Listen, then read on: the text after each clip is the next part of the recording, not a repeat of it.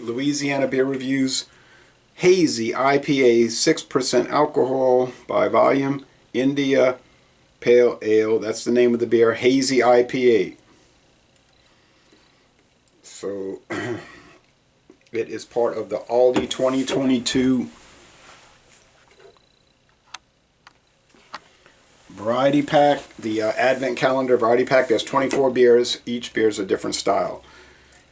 And the IPAs have this like computer generated wavy lines thing going.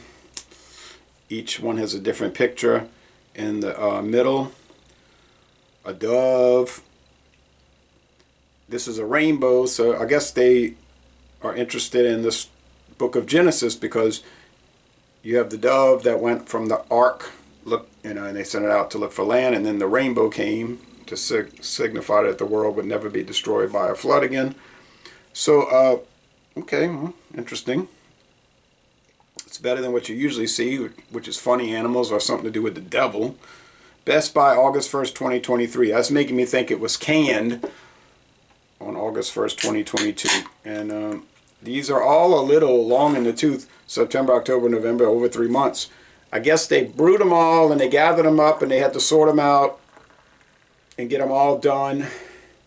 I mean, the company, State of Brewing, only has so much capacity, right? So my thinking is they did all the Irish style ales, all the Scottish style ales, and they did IPAs, and 24 different ones, and they had to can them and let them set till they got them all done, and then they packed them up and sent them out to go on sale November 2nd, 2022. $49.99 for the variety pack. So that's $2.08 a can. It's not the best price, but you're getting 24 different beers you never had. There's no website listing, so forget that. I cannot give you any information besides what's on the can. That is 6% alcohol, and it's made in Wisconsin, Waunakee, Wisconsin.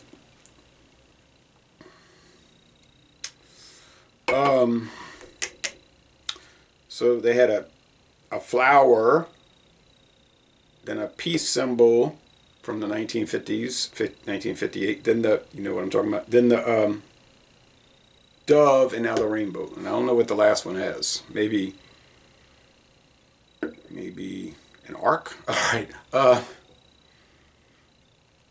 Thick, spongy head, off-white, and the appearance is hazy and golden.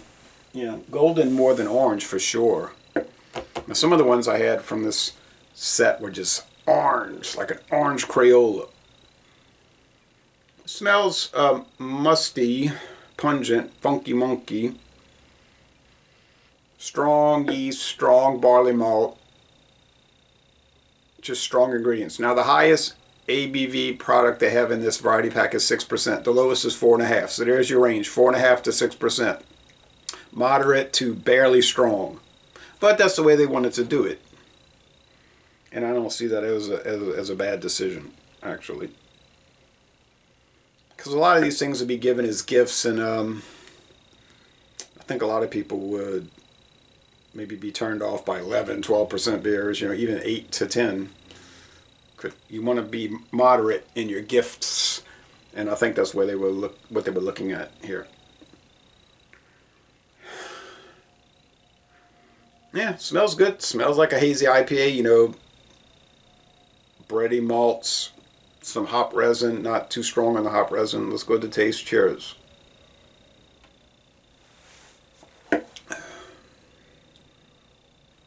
Now, the East Coast IPA was so dull. Didn't have a bad flavor. It just didn't have much of any flavor. And so I had to give it, unfortunately, an 80, a B-. The Session IPA was much better than I expected for a Session IPA, those are the ones that are usually drab and dreary and depressing. But this one was really exciting, and I gave it an A. The West Coast IPA was strange, very strange, but possibly appropriate for the style, but very good flavors, so I gave it an A.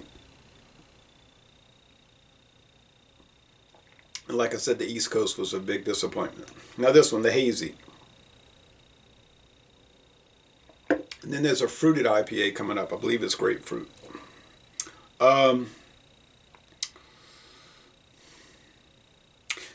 Fruity, white bread, bitterness, low. 2 out of 5. 2 out of 5 hop cone sweetness. Very, very, almost said deranged. Very restrained. 2.5 out of 5 sugar cubes. Right. Everything about this is restrained, but I wouldn't say it's dull. Hazy IPAs, the style tends to be dull. You know, to me, the style is like, people will say, "You want a hazy IPA?" And I'm like, "Oh, okay." I get excited about hazy IPAs like I get excited about light beer. Ooh, Old Milwaukee Light. Oh, can't wait. I'm not picking on those beers. Bud Light, Old Milwaukee Light, Pabst, Easy. But they just bland, you know, by design. And I guess these are bland by design.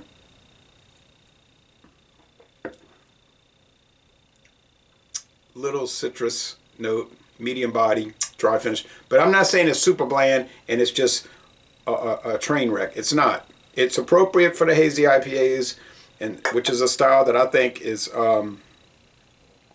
very unexciting. Possibly less exciting than just a regular pale ale. And those tend to be a little, you know, on the non-adventurous side. Your two great pale ales, by the way, Sierra Nevada Pale Ale and Dale's Pale Ale, which that one is more like an India Pale Ale. But anyway, yeah, okay, so there's pastel colors with this one. Everything's pastel. Even the rainbow is like, you know, mauve and rose and light orange and yellow and a moderated green and blue. But it's fine. These light colors sort of reflect the beer. Nice lacing though. So, yeah, it's good.